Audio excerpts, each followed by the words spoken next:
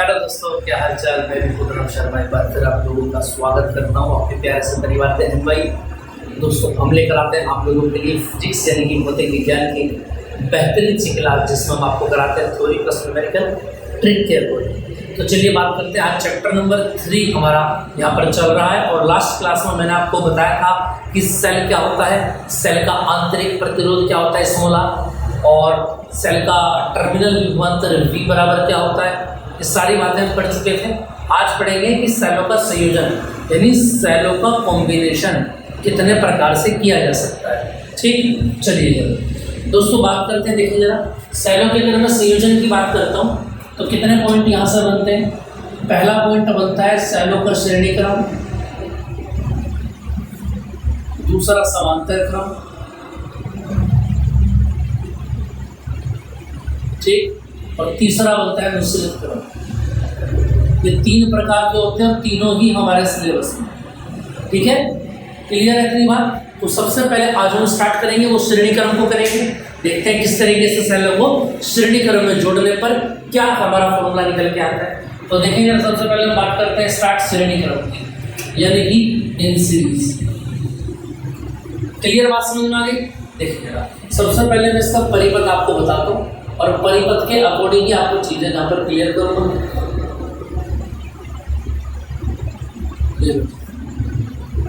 अब इसमें यहाँ पर श्रेणी क्रम में जोड़ने स्टार्ट कर दी मैंने। ये पहला सेल,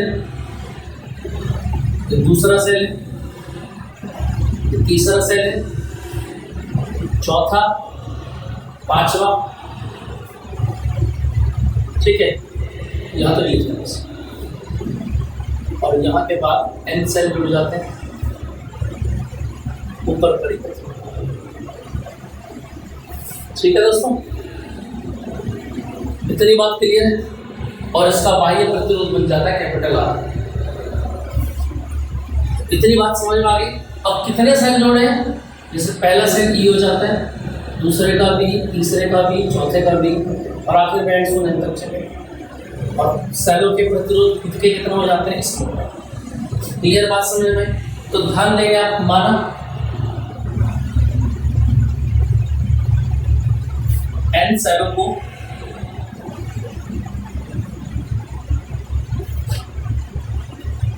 को चित्रानुसार, ठीक है, इस चित्र के अकॉर्डिंग कौन से क्रम में जोड़ा है आपने, श्रेणी क्रम में जोड़ा जाता है, जिनके विद्युत वाहक बल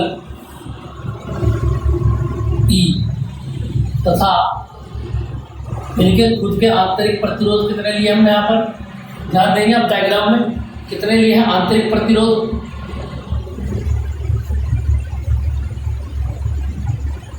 स्मॉल आर। क्लियर है मेरी बात। तो आंतरिक प्रतिरोध क्या लिया आपने, स्मॉल आर, और विद्युत वाहक बल कितना लिया दोस्तों, कैपिटल ई यहाँ पर लिया है। ठीक है, चलिए अब इसको स्टार्ट करते हैं सोल्व करना। कैसे सोल्व करेंगे यहाँ पर, मुझे एक बात का पता है क्या, कि अगर मुझको क्या निकालना हो, देखो इधर आ जाओ, अगर मुझको निकालना हो सेल से प्राप्त धारा, तो मैंने आपको एक फॉर्मूला बताया था, I बराबर E upon R plus R। ये फॉर्मूला होता है। क्लियर है इसको। यहाँ पर I निकालते हैं, E और R के मान पुट कर देते हैं। अब इस पूरे के पूरे डायग्राम में से मैं किस किस का मान निकालूंगा, E का मान निकालूंगा और इस स्मॉल R का मान निकालूंगा। अब आप बोलेंगे कि हम इन 2 का मान ही क्यों निकालेंगे, क्योंकि दोस्तों कैपिटल R तो हमारा फिक्स है, बाह्य प्रतिरोध फिक्स है, ये चेंज हो सकते हैं, तो इनका इसलिए इसको निकालूंगा। E बहुत सारे हैं और स्मॉल R बहुत सारे हैं। देखिए जरा कैसे। अगर मैं निकालूं सबसे पहले, क्योंकि कुल विद्युत वाहक बल, तो बताना जरा, पहले सेल का E, दूसरे का E, तीसरे का E और ये कहाँ तक जुड़े हुए होंगे, N तक। यानी देखो, अब एक बात ध्यान देंगे आप, एक सेल, 2 सेल, 3 कहाँ तक है, N तक है। तो क्या N इंटू E हो जाएगा क्या नहीं हो जाएगा, बोलो। यहाँ से E हो जाएगा ना। और ऐसे अगर मैं बात करूँ कुल आंतरिक प्रतिरोध, कुल आंतरिक प्रतिरोध, तो क्या बनेगा देखना जरा, श्रेणी क्रम में है तो सीधे सीधे जोड़ेंगे, पहले का, दूसरे का, तीसरे का और आखिर में n का। r कहाँ तक है, n तक है, तो दोस्तों क्या हो जाएगा, n इंटू r हो जाएगा। तो मैंने यहाँ से e का मान भी निकाला और r का मान भी निकाला, इन दोनों वैल्यूज को आप यहाँ पर पुट करेंगे। नाउ i इक्वल टू, देखो e की जगह क्या लिखोगे, n इंटू ई, और r की जगह क्या लिखेंगे, n इंटू r, और यही बन गया फॉर्मूला आपका EI। तो I बराबर क्या फॉर्मूला आ गया दोस्तों श्रेणी क्रम में, n into E upon r plus n into R. चलो भैया जी ये फॉर्मूला तो आ गया, अब यहाँ सवाल ये नहीं बनता है कि फॉर्मूला ज्ञात कीजिए, सूत्र प्राप्त कीजिए। एग्जाम्स में आपसे वो पूछेगा कि वो कंडीशन बताइए, है ना, या एक शर्त बताइए कि जिसमें सेलों को श्रेणी क्रम में जोड़ने से हमको फायदा होगा, है ना। देखो जरा याद रखना, जब भी हम इलेक्ट्रिसिटी पढ़ते हैं तो हम हमेशा अपने फायदे की बात करते हैं, ऐसा ही बिल्कुल हमें यहाँ पर बताना है। देखें जरा, अब यहाँ से एक बात निकल कर आती है क्या, दो केस बनेंगे, एक तो बनता है केस फर्स्ट और एक बनेगा केस सेकेंड। पहला केस तो यह है कि स्मॉल r जो है लेस देन होगा कैपिटल R से, और दूसरा ये है स्मॉल r ग्रेटर देन होगा कैपिटल R से। दोनों पे एक करके हम स्टडी करना स्टार्ट करते हैं। क्लियर बात समझ में आ पा रही है दोस्तों। पहला केस देखिए, केस फर्स्ट में क्या बताया गया, केस फर्स्ट में बताया गया कि कैपिटल R जो है ये वाला, ये बहुत बड़ी वैल्यू है, और स्मॉल r जो है ये कैसी वैल्यू है, छोटी वैल्यूज है। इसका मतलब ये इतनी छोटी हो गई, इस r को मैंने लगभग 0 के बराबर मान लिया, और यहाँ से आ गया आपका i बराबर n into E upon capital R ऐसा कैसी रहा, और ये स्मॉल r क्या है 0, है ना। तो यानी यहाँ से क्या निकल कर आ गया, n into E upon r। तो इसका मतलब I क्या है बोलो, I तो हो गई n सेलों से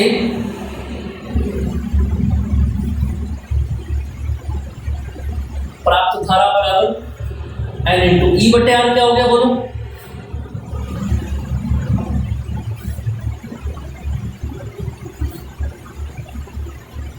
एक सेल से प्राप्त धारा। हो गए कि नहीं हो गई भाई, ये क्या हो गया n और ई अपॉन r क्या हो गया, एक सेल से प्राप्त धारा। ठीक, चलो जी अब यहां से अगर मैं बात करूं, देखो इस बार r क्या बन गया छोटा, तो r को मैंने लगभग 0 के बराबर मान लिया, और ये i बराबर क्या गया दोस्तों बताओ ऊपर से जरा, n इंटू ई। अभी r तो 0 हो गया, अंदर क्या बचा, n इंटू r बच गया। यानी कहने का मतलब ये है n E upon N R, और n से n कैंसिल हो गया। तो I क्या होता है बोलो,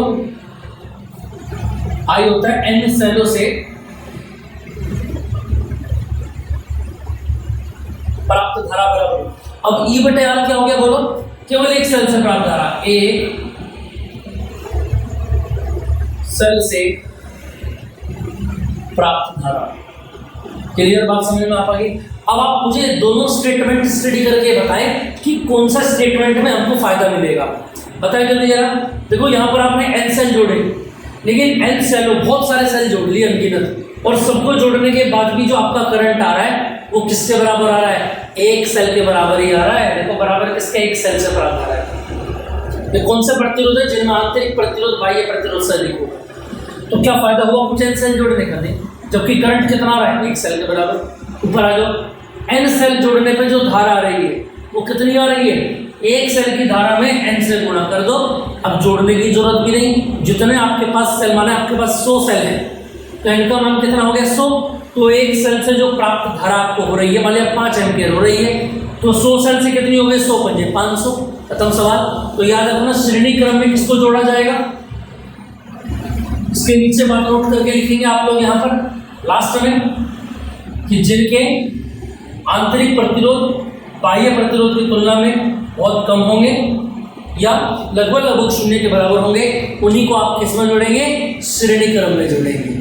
क्लियर है बात। इसका स्क्रीनशॉट लेना चाहे तो आप लोग ले सकते हैं, बाकी फिर इससे आगे हम स्टार्ट करते हैं। जल्दी से करिए जरा, इसका स्क्रीनशॉट लेना चाहे आप ले सकते हैं, फिर आगे की बात को मैं स्टडी करा। चलिए दोस्तों, इतनी बात आपको समझ में आ पा रही होगी। श्रेणी क्रम आपका कंप्लीट हो जाता है। इसके बाद आ जाता है समांतर क्रम। देखिए जल्दी से यार,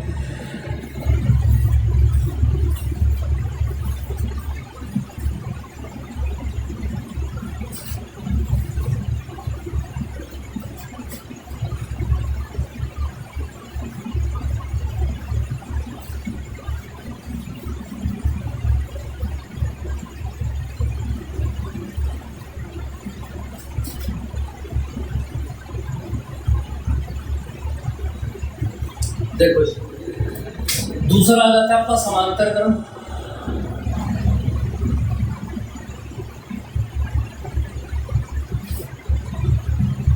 और समांतर क्रम क्या कहता है? समांतर क्रम ये कहते हैं कि हमने जो है मान लिया पहला सेल जोड़ा, फिर दूसरा सेल जोड़ा, फिर तीसरा सेल जोड़ा, और फिर जोड़ते जोड़ते कितने सेल जोड़े आपने? हमने जोड़ दिए n सेल। यहां तक की बात समझ में आ पा रही? क्लियर है भाई?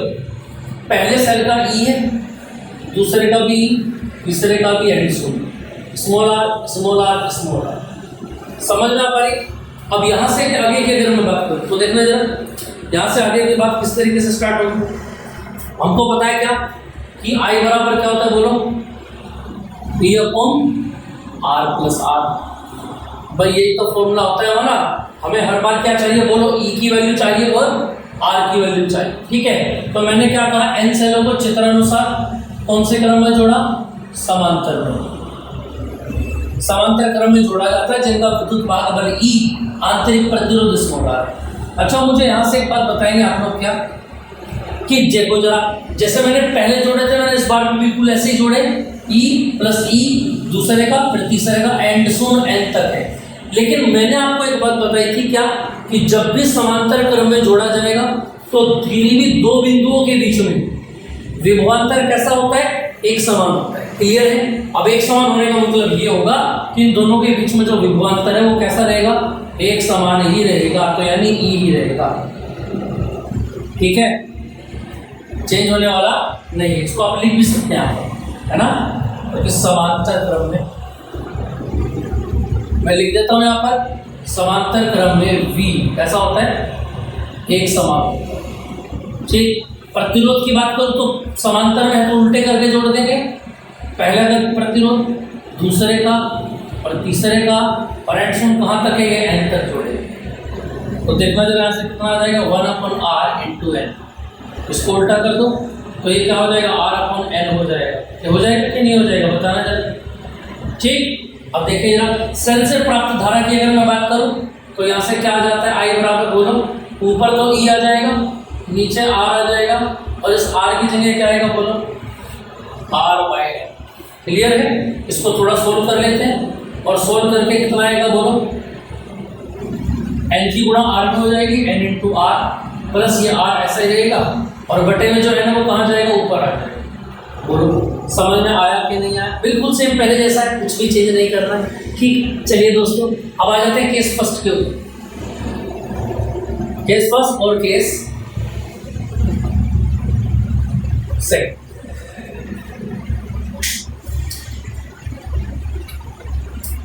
चलिए, अब देखिए, पहला केस R जो है लेस देन है, तो R को मैं लगभग 0 के बराबर मान लेता हूं।